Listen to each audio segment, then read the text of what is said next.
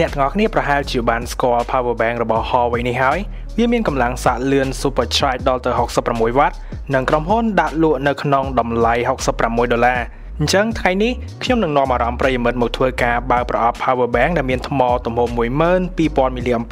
និងកម្លាំងសាកលឿនរបស់ HUAWEI នេះទាំងអស់គ្នា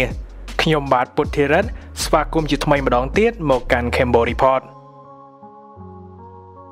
នៅពេលបើកប្រអប់ដំបូងយើងទទួលបានខ្សែសាកប្រភេទ C1 បន្ទាប់មកគឺជា Powerbank និងចុងក្រោយគឺជាសៀវភៅណែនាំខ្សែសាកនិងសៀវភៅណែនាំទុកវាមួយឡៃសិនយើងងាកមកមើលតួឯកនេះវិញ